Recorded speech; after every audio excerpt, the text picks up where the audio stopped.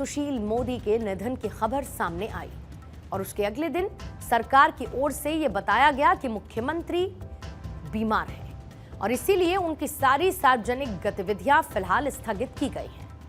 यह समझ में आया कि पुराने साथी का इस तरीके से साथ छोड़कर उन्हें मानसिक रूप से जरूर परेशान कर गया होगा, लेकिन मुख्यमंत्री सचिवालय की ओर से नीतीश कुमार की बीमारी को लेकर स्पष्ट जानकारी नहीं दी गई।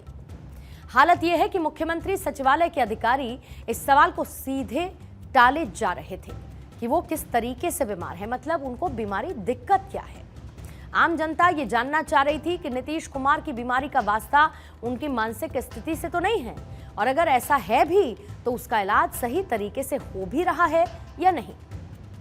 ऊर्जा से ओतप्रोत, सजग, हंसमुख और मिलनसार नीतीश कुमार थके हारे, निराश, हताश, परेशान और बीमार लग रहे हैं। सवाल उठना लाजमी है कि उनकी ऐसी स्थिति इतनी जल्दी कैसे बदलेगी। क्या वो बीमार हैं? परेशानी राजनीतिक है या फिर शारीरिक मानसिक है? लोग जानना चाहते हैं और इसीलिए हेल्थ बुलेटिन की मांग कहीं से भी गलत नहीं है। लेकिन नीतीश कुमार की इस कथित बीमारी ने अब बिहार की सियासत को काफी तनाव में ला दिया है। भारतीय जनता पार्टी की तरह हम लोग स्वास्थ्य को भी राजनीतिक रूप से देखने का काम नहीं करते हैं। अगर किसी का स्वास्थ्य खराब है तो हम दुआ करते हैं कि वो जल्द से जल्द ठीक हो जाए, लेकिन इस मामले को आप राजनीतिक दृष्टिकोण से नहीं देखें। मानवीय जीवन में शारीरिक अस्वस्थता होती रहती है, यह कोई बड़ी बात नहीं है। बहुत सारे लोग इसका अलग अलग पॉलिटिकल एंगल निकालने में लगे हैं, इससे कोई फर्क नहीं पड़ता है। नीतीश जी जनता की सेवा में समर्पित थे, हैं और आगे भी रहेंगे।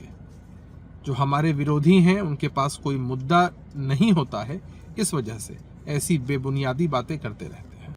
मुख्यमंत्री जी ज्वर से, बुखार से पीड़ित हैं, जिस कारण कि वो अपनी धर्मपत्नी, स्वर्गीय धर्मपत्नी जी का जो हर साल कार्यक्रम मनाते हैं उसमें भी नहीं जा पाए। कई एक राजनीतिक कार्यक्रम उनके बने हुए थे, वहाँ भी भाग नहीं ले पाए।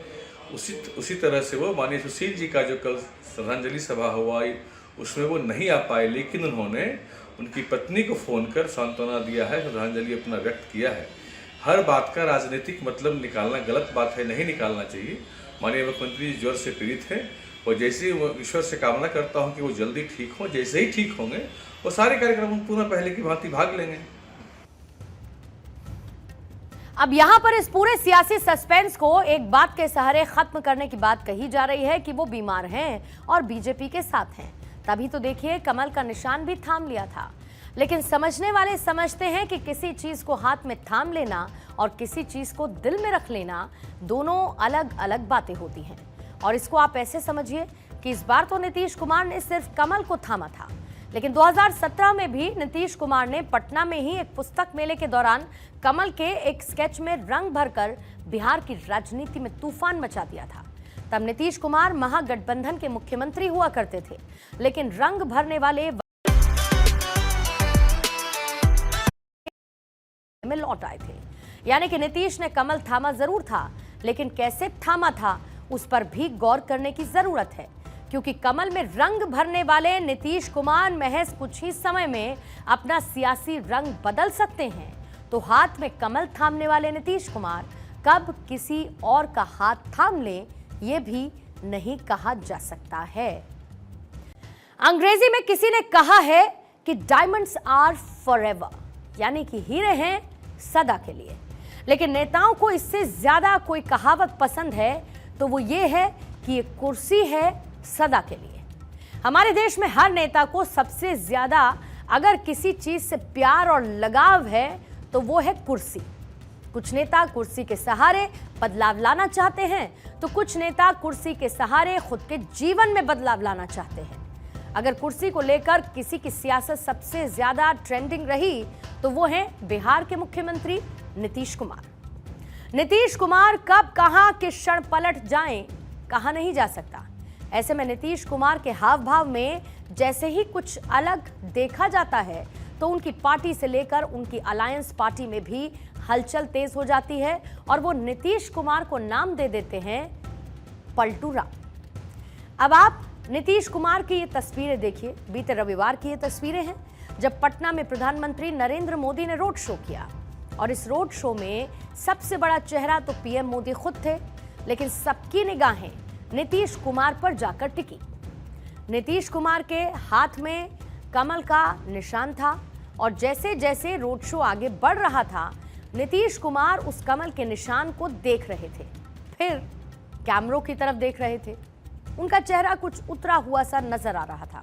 उनकी बॉडी लैंग्वेज भी कुछ ऐसी थी जैसे कि वो नाखुश हो। अब इस एक तस्वीर पर बात हो ही रही थी कि आज आरजेडी के नेता तेजस्वी यादव ने कुछ ऐसा कह दिया कि बिहार की सियासत में हर तरफ नीतीश कुमार ट्रेंड करने लगे।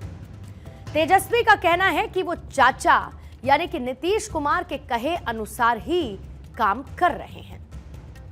मुख्यमंत्री जी को आज बनारस जाना था, नहीं जा पाए स्वास्थ्य कारणों की वजह से, लेकिन हमें बात याद आ रही है कि मुख्यमंत्री जी ने कहा था कि जो 14 में आए हैं 24 में जाएंगे।